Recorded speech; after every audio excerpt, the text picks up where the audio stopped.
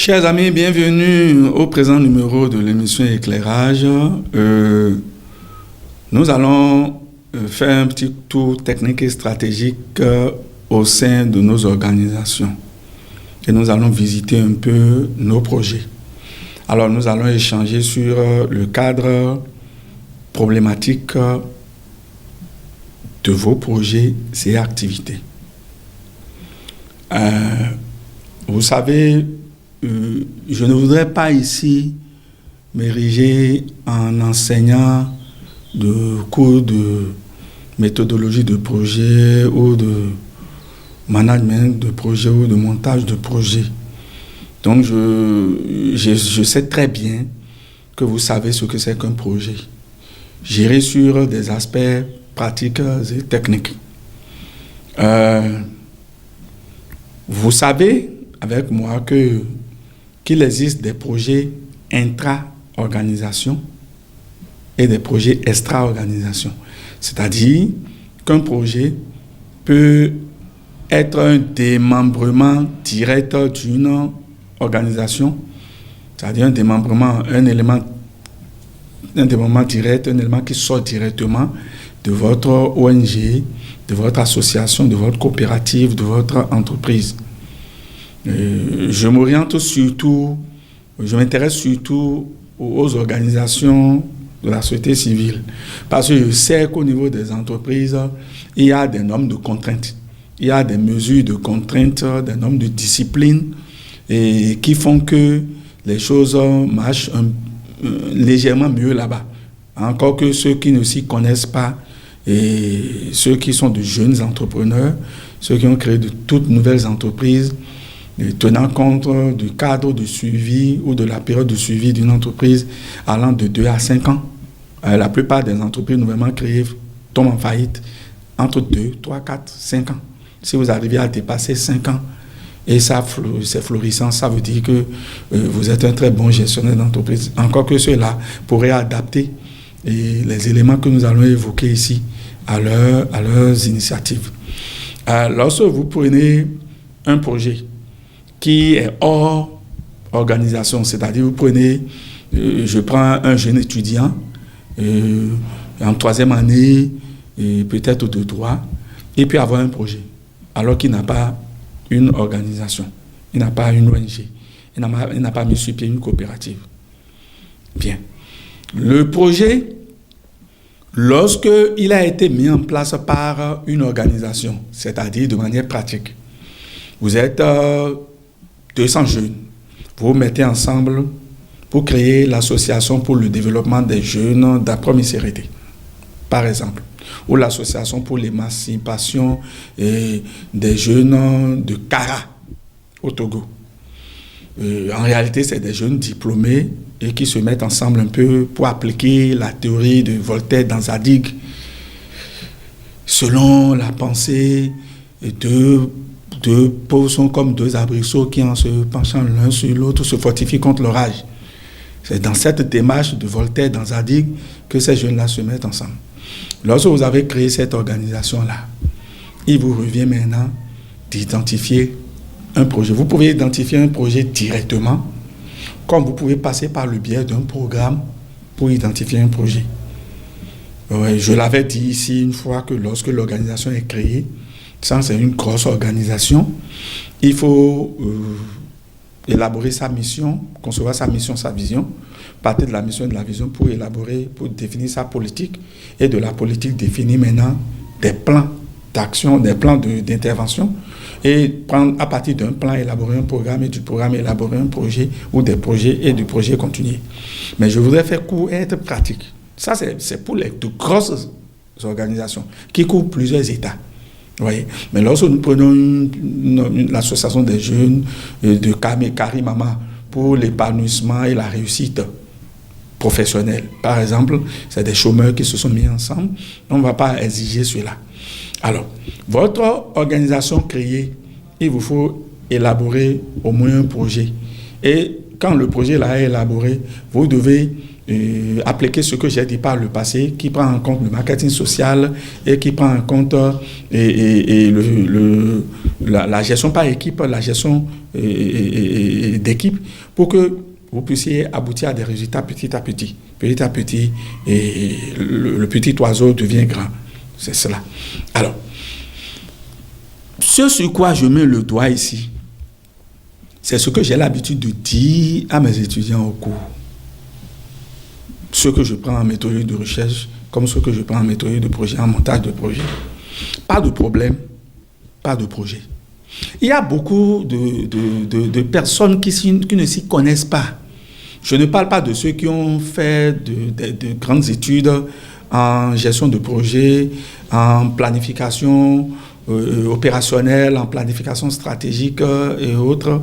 Je ne parle pas de ceux-là. Ceux-là, je dirais que nous devons aller à leur école. Vous devez aller à leur école. Mais vous n'êtes pas tenu non plus d'être expert ou d'être diplômé en gestion de projet de développement local pour pouvoir conduire et réussir votre projet. Le problème, c'est quoi? Le problème, c'est par rapport à ce que j'ai eu à démontrer dans mon ouvrage, je ne l'ai pas apporté de main, un ouvrage de couleur bleue, le guide de recherche et de rédaction de mémoire. Je ne l'ai pas apporté de main, et dans lequel j'ai montré la nuance entre le problème et la problématique. Le problème, c'est en rapport avec les données réelles. La problématique, c'est en rapport avec les données académiques. Alors, et je ne vais pas verser dans la méthodologie de recherche, je resterai dans la méthodologie de projet. Vous devez partir d'une analyse diagnostique au niveau de votre organisation ou au niveau de votre zone d'intervention. Vous devez voir les difficultés auxquelles votre organisation est confrontée.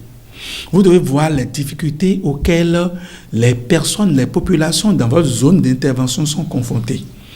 Et généralement, ça demande l'appui d'un consultant.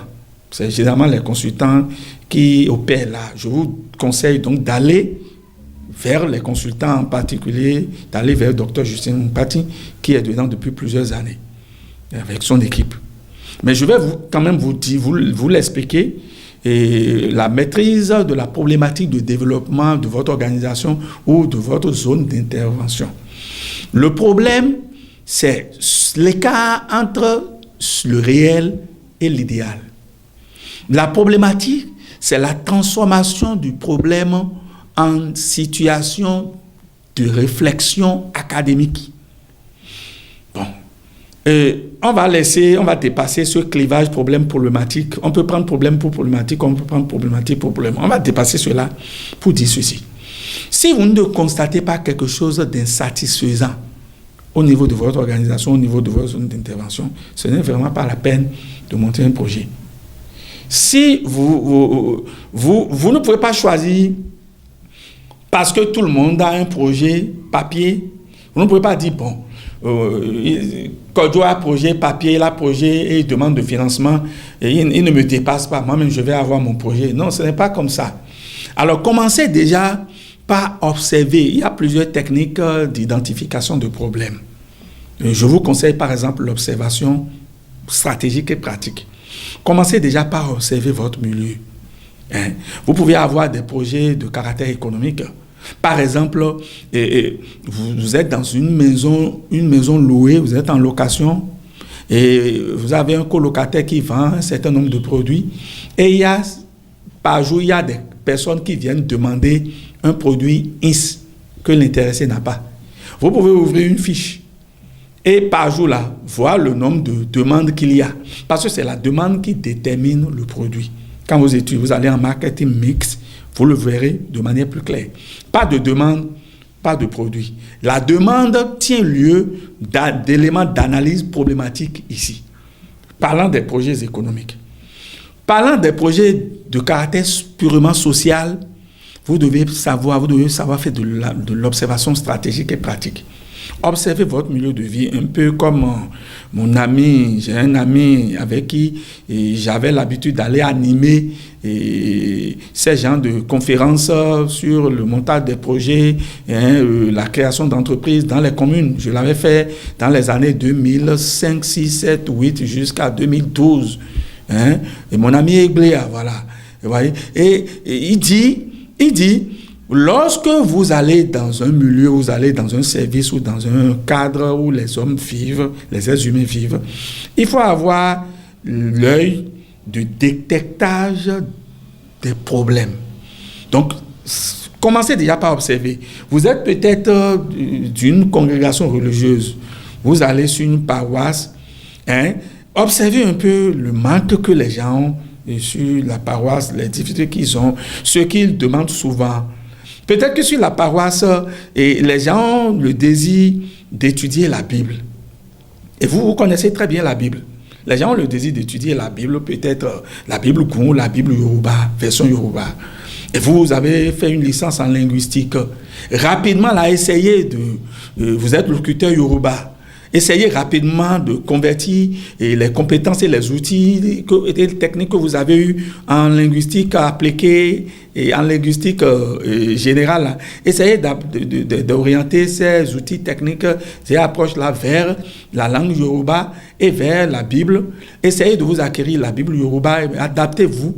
Rédigez rapidement un communiqué, et une annonce publicitaire, négociez, discutez avec le responsable d'église pour qu'on puisse communiquer et créer un cadre pour prendre peut-être 1000 francs par personne afin de leur enseigner la Bible et la Bible version Yoruba.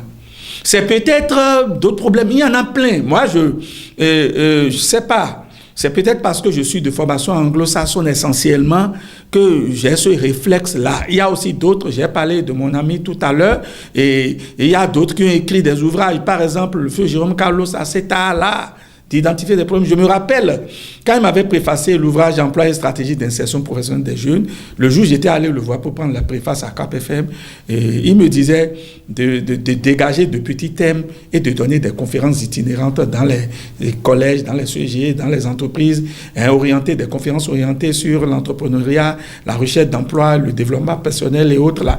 Ce que j'ai fait, c'est lui qui m'a donné l'idée qui consistait à passer de commune à commune pour donner des conférences à des jeunes, et les jeunes aimaient cela. Si cela vous intéresse, vous pouvez toujours nous appeler au 96 14 21 114 pour qu'on puisse venir dans votre localité et vous entretenir sur cette thématique-là gratuitement. Parce qu'il faut élever le niveau de productivité, au niveau de capacité des Africains, des Béninois, des Togolais, des Guinéens, des Gabonais, etc.